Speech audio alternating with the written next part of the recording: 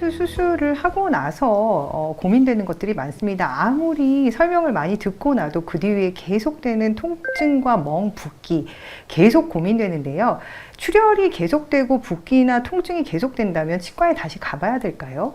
일반적으로 출혈의 경우는 수술을 하고 나서 한 24시간 정도는 조금씩 스며날 수가 있습니다. 그렇지만 입안에 덩어리질 만큼의 출혈이 계속되거나 그럴 경우에는 치과에 연락을 해보시는 것이 좋겠고요. 붓기 같은 경우는 어떤 임플란트 수술을 했느냐에 따라 다른데 주로 이제 뼈 이식을 하면서 임플란트를 심었을 때 붓기가 많이 생기게 됩니다. 보통 3일째까지는 붓기가 심해지다가 그 이후부터 이제 서서히 줄어들게 되는데 보통 한 일주일 정도 가끔은 그 이상 가는 경우도 종종 있습니다. 그래서 그 일주일이 이상 지났는데도 붓기가 전혀 가라앉지 않고 어떤 열감과 그런 욱신욱신한 그런 것들이 계속된다면 연락을 해보는 것이 좋겠죠. 수술을 하고 나면 일반적으로 약을 좀 주시는데 그 동안에 뭐 증상이 심하면 주신 약을 조금 더 먹거나 이렇게 처리를 해도 되는 건가요? 네, 보통 임플란트 수술을 하고 나면은 항생제와 진통소염제를 처방하고 경우에 따라서는 좀 덜 부으면서 강한 진통 효과가 있는 약도 처방해 주는 경우들이 있습니다.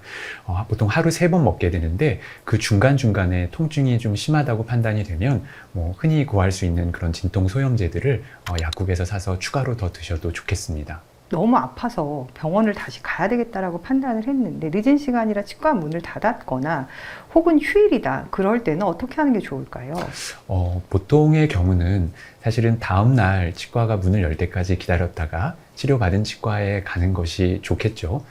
근데 그럴 상황이 아니라면은 가끔은 이제 휴일에 여는 치과들도 있기 때문에 그런 곳을 방문을 해볼 수도 있겠습니다. 예를 들어 한 가지 팁을 드리자면은 예를 들어 출혈이 어떤 휴일이 상당 기간 있는데 계속 된다라고 판단이 되면 녹차 티백을 차가운 물에 적셔서 그것을 수술 부위에 넣어서 좀 물고 계시면 조금 지혈에 도움이 될 수는 있겠습니다. 1년에 한 번 구강검진 덴탈피디아. 임플란트 수술을 하고 나면 약도 약이지만 음식을 먹어야 약을 먹을 수 있기 때문에 식사를 해도 되나 이런 생각이 드는데요. 아프거든요. 추천 음식이 혹시 있을까요? 혹은 피해야 될 음식도 있을까요? 일단은 마취가 풀리고 나서 식사를 하시는 게 좋겠고요. 그리고 수술한 당일에는 너무 뜨거운 음식은 좀 피하시는 것이 좋겠고, 그리고 아무래도 좀 유동식을 드시는 것이 하루 이틀 동안에는 그렇게 하는 것이 좋겠습니다. 왜냐하면은 너무 딱딱하거나 혹은 이렇게 상처를 줄 수 있는 그런 음식, 그런 것들을 드시게 되면은 아무래도 그 수술 부위에 좀 영향을 줄 수도 있거든요. 특히 뼈 이식을 한 경우에는 그 수술 부위의 상처가 좀 벌어질 위험성이 있는데요. 너무 단단하고 질긴 음식을 드시게 되면 그런 상처 부위가 좀 벌어질 수 있는 가능성이 생기기 때문에 좀 유동식을 드시는 게 좋겠습니다. 수술한 날에 양치를 해도 되나요? 당연히 해도 되고요. 수술 부위가 아닌 다른 부위의 치아들은 당연히 양치를 잘 해줘야 되겠고요. 하지만 수술 부위에 칫솔에 의해 자극이 되면 출혈이 되거나 그럴 수 있기 때문에 그 부위는 양치를 피해 주셔야 되겠습니다. 다만 치과에서 대부분 수술 부위에는 가글약도 함께 처방해 주거든요. 그 가글약을 아침 저녁으로 잘 사용을 해주시면 되겠습니다. 덴탈피디아. 네, 임플란트를 하고 난 치아와 나의 원래 치아는 관리법이 서로 다를까요? 대부분은 비슷하지만 조금 차이는 있을 것 같습니다. 아무래도 임플란트를 하게 되면 그 주변 치아와의 사이에 조금 공간이 좀 있고요. 그래서 조금 더 꼼꼼하게 잘 관리를 해야 하는 부분들이 많이 있습니다. 그래서 임플란트 같은 경우는 기본적으로 금속으로 되어 있기 때문에 자기 치아와 달리 충치가 생길 위험성은 없지만 잇몸에 염증이 생길 수가 있는데 그것을 막기 위해서는 치간 칫솔을 통해서 그 사이사이 공간을 좀 잘 닦아 주실 필요가 있겠습니다.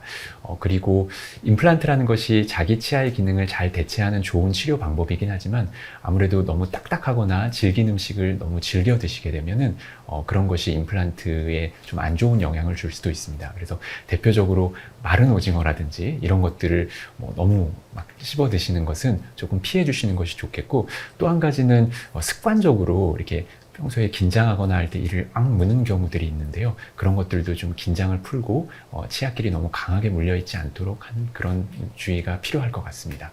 수술하고 열심히 관리하면 임플란트 얼마나 오래 쓸 수 있을까요? 사실 어떻게 관리하느냐에 따라서 좀 차이가 있을 수 있겠는데 일반적으로 임플란트에 관련된 그런 문헌들에 보면은 10년 정도 임플란트가 잘 유지될 수 있는 가능성이 90%가 넘는다고 되어 있습니다.